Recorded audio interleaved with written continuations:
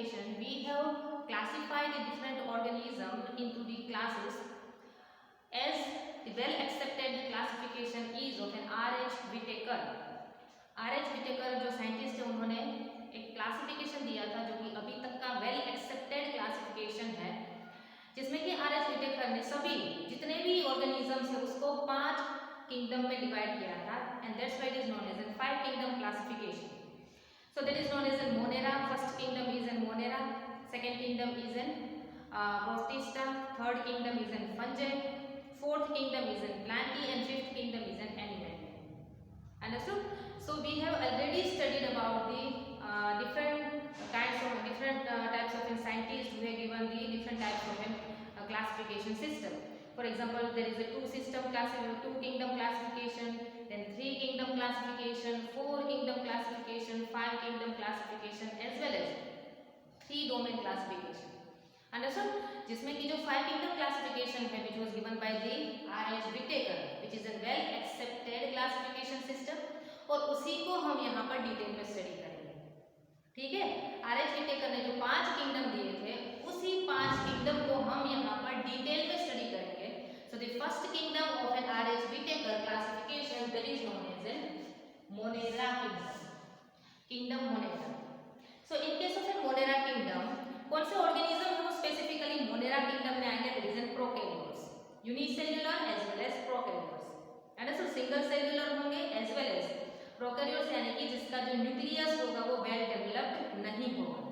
ऐसे सारे जो ऑर्गेनिजम्स होंगे दे आर कंसीडर्ड और they are we can say kept into the Monera kingdom. And generally Monera kingdom में बैक्टीरिया, जितने भी सारे बैक्टीरिया है वो सब बैक्टीरिया कहाँ पर आएंगे? Monera kingdom. Understood?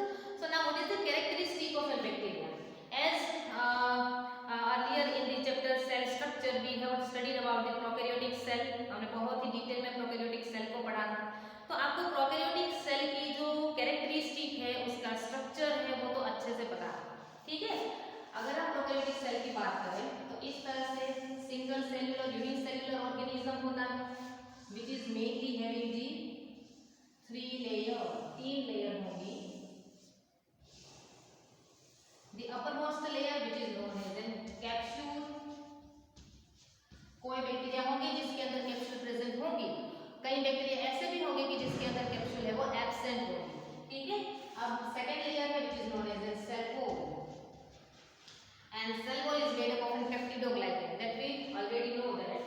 Okay, now the third layer which is known as a cell membrane. Third layer which is known as an innermost layer of a bacterial cell is known as a cell membrane. अब cell के अंदर का जो part है उसमें it is having a nucleoid region. As this prokaryote does not having a well developed nucleus, उसके अंदर जो भी जेनेटिक कंटेंट होगा, डीएनए होगा, it is directly in contact with the cytoplasm. यहाँ पर इसके सराउंडिंग में न्यूक्लियर मेम्ब्रेन नहीं प्रेजेंट होगी, and that's why they are known as a prokaryotic cell. ठीक है, तो this is known as a nucleoid region is present. Then the single circular DNA, single extra chromosomal circular DNA which is present in some bacteria is known as a plasmid. इसको हम क्या बोलेंगे? Plasmid. ठीक है, understood? Then the bacterial cell is also having the ribosomes. This ribosome is a 70S ribosome. Now this is a cytoplasm. The inner content of a cell is known as a cytoplasm. ठीक है, अब कई cells होंगे bacterial cell that are having a flagella. Understood? So this is a flagella. So this is an external characteristic or structure of a prokaryotic cell जिसमें कितने सारे देखिए 3 layer है, न्यूक्लियोइड रीजन है, प्लाज्मिड है, and plasmid will provide the extraordinary characteristic to the cell. Understood? Plasmid के होने से या ना होने से सेल के ग्रोथ एंड डेवलपमेंट में कोई भी फर्क नहीं पड़ेगा, बट यस अगर प्लाज्मिड कोई भी बैक्टीरियल सेल के अंदर प्रेजेंट है then it will provide an extra characteristic. Understood? Disease resistance provide करता है या कोई भी एंटीबायोटिक प्रोड्यूस करता है, कोई भी कैरेक्टरिस्टिक जो कि एक्स्ट्रा कैरेक्टरिस्टिक प्रोकैरियोटिक सेल को प्रोवाइड करता है. Understood? Okay. Now, as we know that the prokaryotic cell is responsible for the some bacterial cells are harmful as well as some bacterial cells are we can say useful for the human being. कितने सारे ऐसे micro organism है जो कि हम daily life में उसको use भी करते हैं, अंडरस्टूड, और जो कि जरूरी है, जैसे normal flora of an human. Normal flora का मतलब होता है कि हमारी बॉडी में normally micro organism small intestine में प्रेजेंट होते ही हैं, और अगर ये इंटेस्टाइन में प्रेजेंट ना होना बैक्टीरिया, तो ऑब्वियसली हमारी इंटेस्टाइन है, डाइजेस्टिव सिस्टम है, वो अच्छी तरह से वर्क नहीं कर पाती है। ठीक है, कई ऑर्गेनिज्म ऐसे होते हैं जैसे रूमिनेंट ऑर्गेनिज्म जिसके अंदर सेल्यूलोज डिग्रेडिंग माइक्रो ऑर्गेनिज्म उनके स्टमक के अंदर प्रेजेंट होते हैं। इसलिए जो भी गाय भैंस जो भी ऑब्वियसली पेड़ पौधे खाते हैं उसमें सेल्यूलोज कंटेंट ज्यादा होता है, अंडरस्टूड। तो सिर्फ और सिर्फ ये रूमिनेंट एनिमल्स जो होते हैं गाय भैंस ये सब ही ये जो प्लांट है उसके जो लीव्स होते हैं उसको खा जाते हैं, डाइजेस्ट भी कर लेते हैं, अंडरस्टूड, क्योंकि इसके अंदर क्या प्रेजेंट होते हैं cellulose degrading micro organism bacteria present होते हैं, अंडरस्टूड। तो likewise the we can say that the bacteria is present everywhere, सभी जगह पर बैक्टीरिया है वो प्रेजेंट है, अंडरस्टूड। नॉर्मली हवा में भी बैक्टीरिया होते हैं, सॉइल में भी बैक्टीरिया होंगे, पानी में भी बैक्टीरिया होंगे, एक्सट्रीम कंडीशन पर भी बैक्टीरिया है वो प्रेजेंट होंगे, ज्यादा टेम्परेचर होगा, बहुत ही कम टेम्परेचर होगा, या तो समंदर में खारा पानी है उसमें भी, और बहुत ही ज्यादा अंदर डीप ओशन का जो प्रेशर होता है वहां पर भी बैक्टीरिया प्रेजेंट होता है। So we can say that the prokaryotic cell or mononeurons are present everywhere and so they are known as omnipresent. So we can say that the bacteria are an omnipresent organism. Okay, so this is a characteristic of a microorganism or bacterial cell. Now what is the size and shape of a bacteria or moneuron? Size की बात करें तो एक जो prokaryotic cell की general size होगी उसकी जो लेंथ है वो कितनी होगी 1 to 10 माइक्रोमीटर इन लेंथ, और उसकी जो विड्थ होगी वो जनरली कितनी होगी 0.7 to 1.5 micrometre in width, and so this is a general size as well as shape of a bacterial cell. कोई बैक्टीरियल सेल बड़ा भी हो सकता है, कोई बैक्टीरियल सेल वो छोटा भी हो सकता है। Now what is the shape of a bacterial cell? कई तरह के बैक्टीरिया के शेप होंगे, कई बैक्टीरिया है वो राउंड शेप के होंगे, कई बैक्टीरिया है वो रोड शेप के इलोंगेटेड होंगे, and so on the basis of the structure or shape they are divided into mainly 4 types, and so first one which is known as a coccus. अब देखिए caucus bacteria जो होगा ना it is having A round shape, तो हम बोल सकते हैं कि कॉकस जो बैक्टीरिया होगा उसका शेप कैसा होगा राउंड शेप होगा, अंडरस्टूड। अब देखिए कॉकस अगर सिंगल प्रेजेंट है then it is known as monococcus, अगर दो कॉकस साथ में जुड़े हुए हैं then it is known as diplococcus, understood. अगर चार इस तरह से जुड़े हुए हैं then they are known as tetracoccus, ठीक है, ओके। और अगर इस तरह से कोकस की पूरी चेन है then it is known as streptococcus, understood, streptococcus. तो इस तरह से कोकस के अलग-अलग टाइप है, स्टेफाइलोकोकस भी होता है, अंडरस्टूड। सो अगर राउंड शेप का बैक्टीरिया है then it is known as an coccus shape. Okay, now next one is an bacillus shape. Bacillus का मतलब है कि रोड शेप होगा, इलोंगेटेड होगा, इस तरह से rod shape of bacteria is present then it is known as an bacillus shape, understood. यहाँ पर भी सेम होगा, अगर एक रोड शेप बैक्टीरिया है then it is known as an mono bacillus, और अगर दो है then it is known as an diplobacillus, understood. अगर पूरी की पूरी चेन है then it is known as an streptobacillus, understood. तो इस तरह से अलग-अलग टाइप के बेसिलस प्रेजेंट होंगे। Next one is spirillum. Spirillum यानी कि यहाँ पर जो बैक्टीरिया का शेप है वो कैसा होगा स्पाइरल शेप होगा, जैसे DNA double helical structure spiral होता है वैसे यहाँ पर भी बैक्टीरिया है वो कैसा है इस तरह से spiral. The example of spiral bacteria is an spirochetes, understood. तो इस तरह से बैक्टीरिया को जो शेप है ना वो कैसा होगा स्पाइरल होगा, जैसे स्क्रू में कैसा स्पाइरल स्पाइरल स्पाइरल शेप होता है, इसी तरह से यहाँ पर स्पाइरल शेप का बैक्टीरिया है that is known as spirillum. Now last one is known as vibrio shape. Vibrio का मतलब है कि कोमा शेप का बैक्टीरिया होगा, इस तरह से, understood. The shape of bacteria is in comma shape then it is known as vibrio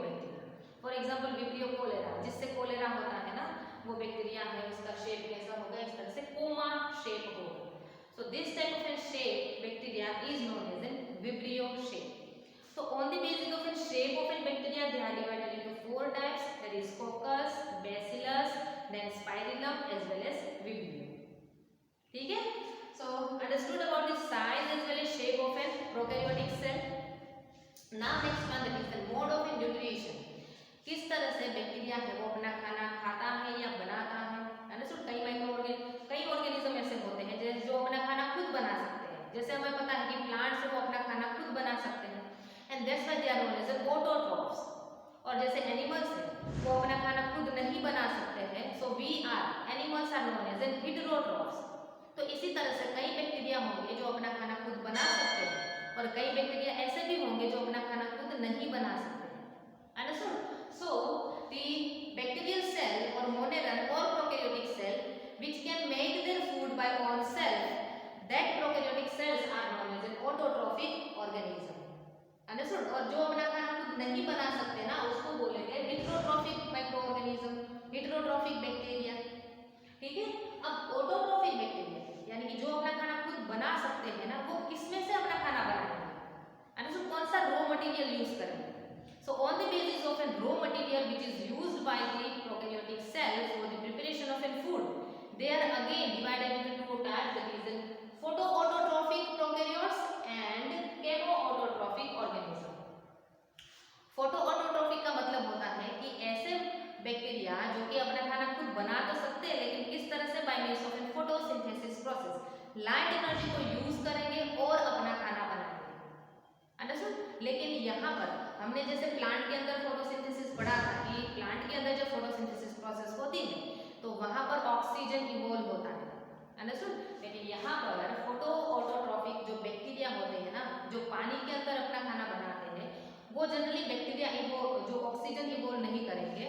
अगर वो H2S का यूज करेंगे as an we can say electron donor, अगर H2O का यूज करते हैं तो ऑक्सीजन इवॉल्व करेंगे, अगर H2S का यूज करते हैं एज एन हाइड्रोजन डोनर तो वो ऑक्सीजन को इवॉल्व नहीं करेंगे। ये बात ध्यान रखना। Now next one is an chemoautotrophic organism. Chemoautotrophic, autotrophic का मतलब होता है कि अपना खाना खुद बना सकते हैं। केमोऑटोट्रॉफिक यानी कि दूसरे केमिकल को यूज करेंगे एज अ एनर्जी सोर्स, जैसे फोटोऑटोट्रॉफ में लाइट एनर्जी को यूज करते थे खाना बनाने के लिए। केमोऑटोट्रॉफ्स क्या होंगे, ऐसे बैक्टीरियाज जो कि अपना खाना खुद बनाएंगे तो सही, लेकिन किसमें से, कोई भी केमिकल में से, केमिकल को अपने एनर्जी का सोर्स बनाकर अपने अंदर खाना है वो प्रिपेयर करेंगे।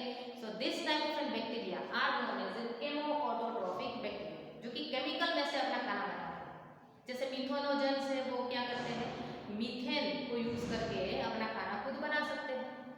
Okay, next one is N heterotrophic microorganism. Heterotrophic microorganism यानी कि ऐसे माइक्रोऑर्गेनिज्म, ऐसे बैक्टीरिया जो कि अपना खाना खुद नहीं बना सकते। जैसे हम भी अपना खाना वैसे हमारे बॉडी के अंदर तो प्रिपेयर नहीं कर सकते हैं ना, अंडरस्टूड। वैसे ही ये जो बैक्टीरिया है वो अपना खाना खुद नहीं बना सकते, उसको बाहर से खाना पड़ेगा, अंडरस्टूड। सो बाहर से वो किस तरह से खाना खाएंगे, सेप्रोफाइट्स, पैरासाइट्स एंड सिम्बायोट। ठीक है, सेप्रोफाइट्स का मतलब होता है कि ऐसे बैक्टीरिया जो कि डेड एंड डीकेइंग मटेरियल होता है ना, या वेस्ट एक्सक्रीटा, ह्यूमन एक्सक्रीटा या तो एनिमल एक्सक्रीटा होता है, वेस्ट मटेरियल होता है, उसके ऊपर ग्रो होंगे और उसको खाएंगे, उसको डिग्रेड करेंगे। So that type of bacteria are known as saprophytes. Understood. जो डेड एंड डीकेइंग मटेरियल होगा, एक्सक्रीटा होगा, उसमें से अपना खाना है वो लेगा। Next one is parasites.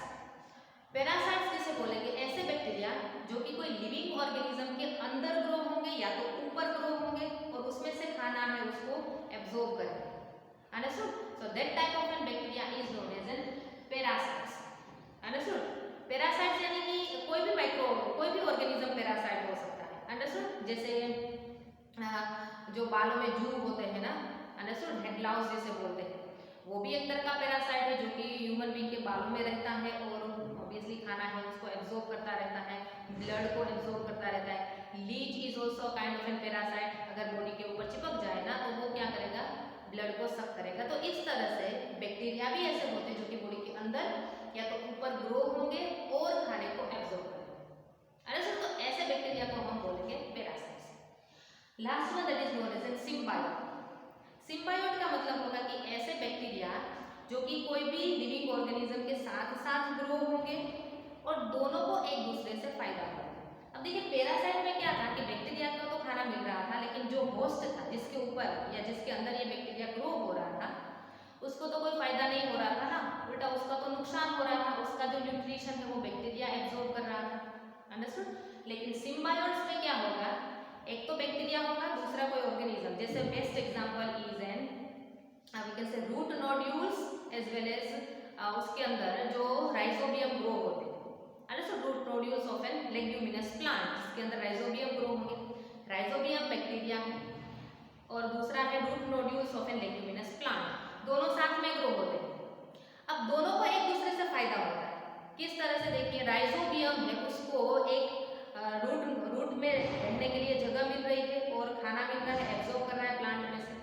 बेटा प्लांट को बैक्टीरिया से क्या फायदा हो रहा है कि जनरली ये राइजोबियम क्या करता है, नाइट्रोजन को फिक्स करता है।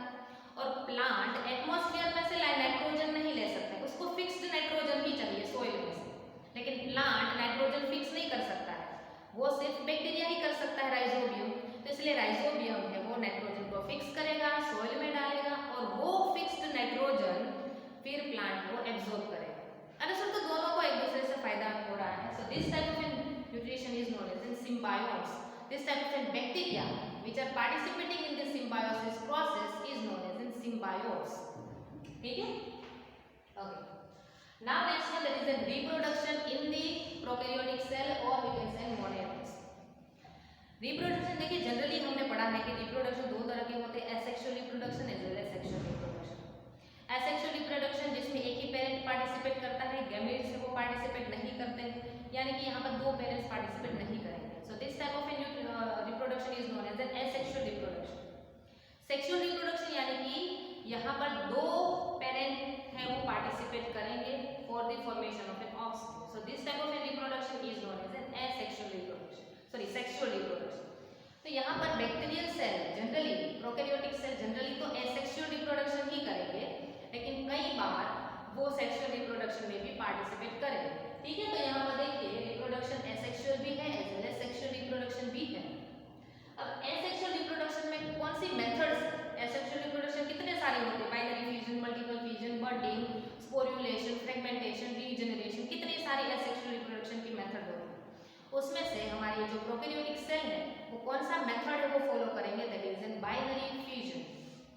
अंडरस्टूड। और बाइनरी फ्यूजन में भी यहाँ पर एमाइटोटिक बाइनरी फ्यूजन होगा, जिसमें कि प्रोकैरियोटिक सेल है उसका एक प्रोकैरियोटिक सेल दो में डॉटर सेल में डिवाइड हो जाएंगे। So this is known as an binary fusion. ठीक है। Then next one is an endospore formation. It is also a type of asexual reproduction, जिसमें कि क्या होगा कि पेरेंटल सेल के अंदर छोटे छोटे स्पोर्स बनेंगे। अंडरस्टूड। लेकिन एंडोस्पोर फॉर्मेशन कब होगा, जब जो आउटर कंडीशन है बैक्टीरियल सेल की, आउटर मोस्ट कंडीशन है वो कैसी होगी, अनफेवरेबल कंडीशन होगी। सो अनफेवरेबल कंडीशन में ये जो बैक्टीरिया है वो क्या करता है कि स्पोर बनाने लगता है। अंडरस्टूड। तो कितने सारे स्पोर बना लेगा अपने अंदर।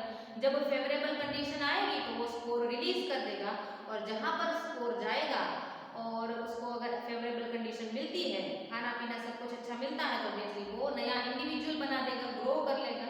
तो इस तरह से यहाँ पर एसेक्सुअल रिप्रोडक्शन की प्रोसेस होगी इन प्रोकैरियोटिक सेल। दूसरा है सेक्सुअल रिप्रोडक्शन। सेक्सुअल रिप्रोडक्शन देखिए कॉन्जुगेशन से भी होता है, ट्रांसफॉर्मेशन से भी होता है।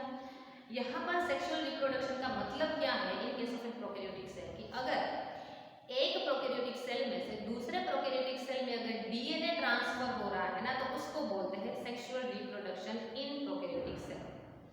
अब कॉन्जुगेशन से भी डीएनए ट्रांसफर होता है, ट्रांसफॉर्मेशन से भी डीएनए ट्रांसफर होता है, ट्रांसडक्शन प्रोसेस से भी डीएनए है वो ट्रांसफर होता है। अब understood. Now what is the conjugation process. अब देखिए जब हमने प्रोकैरियोटिक सेल का स्ट्रक्चर पढ़ा था, तब हमने पढ़ा था कि प्रोकैरियोटिक सेल के ऊपर छोटे छोटे छोटे ऐसे प्रोजेक्शंस होते हैं which is known as an pili. इसको पिलाई बोलते हैं। अंडरस्टूड। और कई बैक्टीरिया के अंदर इस पिलाई को एफ पिलाई भी बोलते हैं। Understood. Which is also known as sex pili और एफ पिलाई। अंडरस्टूड। फर्टिलिटी पिलाई। अब ये फर्टिलिटी पिलाई है वो क्या करती है, दो बैक्टीरियल सेल जो होते हैं ना इस तरह से, तो ये पिलाई एक दूसरे के साथ ऐसे ज्वाइंट हो जाएगी और चैनल क्रिएट करेगी। अंडरस्टूड। पिलाई एक दूसरे के साथ फ्यूज हो जाएगी दो बैक्टीरियल सेल की और एक चैनल क्रिएट करेगी, जिसकी मदद से एक में से दूसरे में डीएनए है वो ट्रांसफर होगा, एक बैक्टीरिया में से दूसरे बैक्टीरिया में डीएनए ट्रांसफर होगा। तो एज आई से कि प्रोकैरियोट्स में सेक्सुअल रिप्रोडक्शन किसे बोलते हैं? The transfer of a DNA from one cell to the another cell is known as an sexual reproduction. तो यहाँ पर देखिए एक सेल में से दूसरे सेल में क्या हुआ? डीएनए ट्रांसफर हुआ। So this is a type of an sexual reproduction, that is an conjugation. Next one that is an transformation. Transformation में जैसे ग्रिफिथ का 12th में एक ग्रिफिथ का एक्सपेरिमेंट है, ट्रांसफॉर्मेशन एक्सपेरिमेंट, जिसमें क्या है कि बैक्टीरियल सेल का जो मीडियम है ना, लिक्विड मीडियम, यहाँ पर लिक्विड मीडियम होगा। सपोज यहाँ पर डीएनए प्रेजेंट है, तो ये जो डीएनए है ना, ये बैक्टीरियल सेल के अंदर जा सकता है, अंडरस्टूड? बाहर का जो मीडियम है, अंडरस्टूड, उसमें से अगर डीएनए है वो बैक्टीरियल सेल में ट्रांसफर हो रहा है, so this method is known as an transformation method. So this is also a type of a sexual reproduction क्योंकि DNA तो एंटर हुआ ना बाहर से अंदर। Next one that is a transduction process. Transduction process of a sexual reproduction is we can say carry out by the viruses. Understood? कई बार क्या होता है कि वायरसेस है वो क्या करते हैं? DNA को बैक्टीरियल सेल में ट्रांसफर कर देते हैं। So this type of a reproduction is also known as a transsexual reproduction and the method is known as a transduction. So transduction is carried out by the viruses. Understood? तो इस तरह से अलग-अलग तरह से रिप्रोडक्शन की process होगी, sexual as well as asexual method in case of an bacteria. Okay, now next one that is कई बैक्टीरिया ऐसे होते हैं जो कि हमें बहुत ही यूजफुल होते हैं, बेनिफिशियल होते हैं। कई बैक्टीरिया प्रोकैरियोटिक सेल ऐसे भी होते हैं जो कि बहुत ही हार्मफुल होते हैं, अंडरस्टूड, जो कि डिसीज कोज करते हैं। So what are the uses of an bacteria? Micro organism में जो प्रोकैरियोटिक सेल है उसके यूज कहाँ-कहाँ हो सकते हैं? The bacteria or prokaryotic cells are natural scavenger. Natural scavenger का मतलब है कि जो भी कूड़ा कचरा होता है ना उसके ऊपर ग्रो हो जाएंगे और उसको डिग्रेड कर देंगे। Understood? So it is participating in the biodegradation process, जो कि जो भी वेस्ट मटेरियल होगा उसको डिग्रेड कर देंगे। ऑब्वियसली डिग्रेड करेंगे तो कचरा साफ करेंगे and that's why they are known as natural scavengers. ठीक है, next one, the prokaryotic cells are also useful in the sewage treatment process. Sewage treatment या तो हम बोल सकते हैं वेस्ट वाटर ट्रीटमेंट। अब ये सीवेज क्या होता है? जो भी गटर का गंदा पानी होता है ना उसको बोलते हैं सीवेज, जो कि हम ऑब्वियसली नदी में या तो किसी में भी ऐसे ही फेंक देते हैं।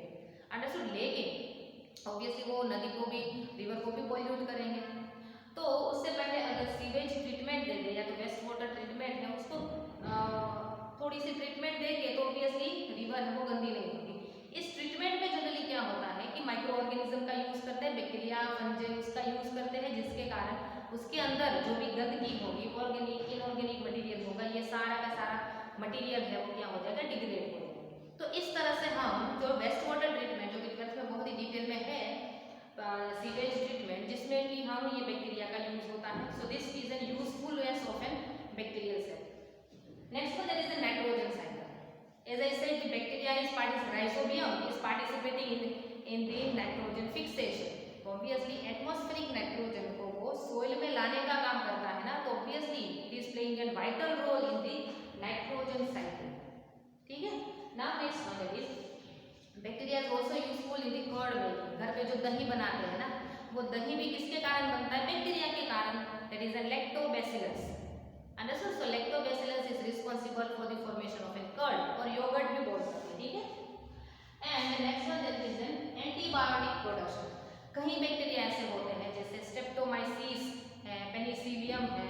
So these are the microorganism which is responsible for the production of an antibiotic. तो कितनी सारी जर्मिसिडीन है, बेसिट्रेसिन है, एम्फिसिलिन है, ये सारी की स्ट्रेप्टोमाइसिस है, पेनिसिलिन है, ये सारी की सारी एंटीबायोटिक है। वो हम कहाँ से प्रोड्यूस करते हैं? From the bacterial cell as well as microorganism.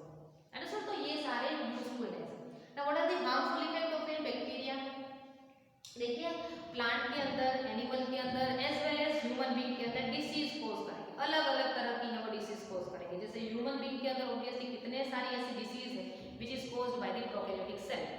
Understood? जैसे बेसिलस एंथ्रासिस एक तरह का बैक्टीरिया है जो कि एंथ्रेक्स कोज करता है। एंथ्रेक्स किसी में भी हो सकता है, हॉर्स में, शिप में, रैट में, अंडरस्टूड? ह्यूमन बीइंग में भी हो सकता है। ठीक है?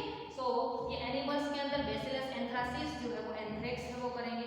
ह्यूमन बींग की अगर बात करें तो ह्यूमन बींग में विब्रियो कोलेरा है जो कि कोलेरा है वो कोज करेगा। माइकोबैक्टीरियम ट्यूबरक्लोसिस है जो कि ट्यूबरक्लोसिस टीबी करता है। अंडरस्टूड। देन बोल सकते हैं सैल्मोनेला टाइफी जो कि टाइफॉइड करता है। अंडरस्टूड। तो इस तरह से कितने सारे ऐसे बैक्टीरिया हैं जो कि अलग अलग तरह की डिसीज है वो कोज करेंगे ह्यूमन बींग के अंदर। लाइकवाइज कई बैक्टीरिया ऐसे भी होते हैं जो कि प्लांट को डिसीज कोज करते हैं। अंडरस्टूड। सो प्लांट के डिसीज कोज करने वाले bacteria as well as animals के डिसीज कोज करने वाले बैक्टीरिया अलग अलग होते हैं। प्लांट के बैक्टीरिया हमें डिसीज कोज नहीं कर सकते हैं और हमारे बैक्टीरिया प्लांट को डिसीज कोज नहीं कर सकते। अंडरस्टूड। और इसलिए जो ये अभी कोरोना चल रहा है वो ह्यूमन बींग को ही हो रहा है और किसी एनिमल्स को या प्लांट को नहीं हो रहा है, क्योंकि सब के ये जो डिसीज कॉजिंग एजेंट होते हैं ना वो सभी के अलग अलग होते हैं। ठीक है। So in case of in plant we can say the citrus cracker, ये लेमन के जो लीव्स होते हैं ना उसमें डिसीज होती है। Then soft rot disease which is done in the carrot plant. Then the blight disease which is we can say found in the rice plant as well as crown gall disease which is found in the rose plant as well as apple plants. तो इस तरह से ये जो disease है which is caused by the bacterial cell और prokaryotic cell. तो इस तरह से जो फर्स्ट किंगडम था विटेकर का that is Monera kingdom, understood. और मोनेरा किंगडम में कौन से ऑर्गेनिजम्स आते हैं? Prokaryotic cell. So we have studied about the characteristic, general characteristic, structure of a prokaryotic cell, general characteristic of a prokaryotic cell. Then we have studied about the size and shape of a prokaryotic cell. What is the mode of a nutrition of a prokaryotic cell? And so कई bacteria है वो autotrophic होंगे, heterotrophic होंगे। Then what is the reproductive type of an, what is reproductive mode in prokaryotic cell? That is a sexual as well as asexual mode of a nutrition. And what are the beneficial characteristics of a prokaryotic cell as well as harmful effect of a prokaryotic cell, or we can say monomerase. ठीक है? Thank you.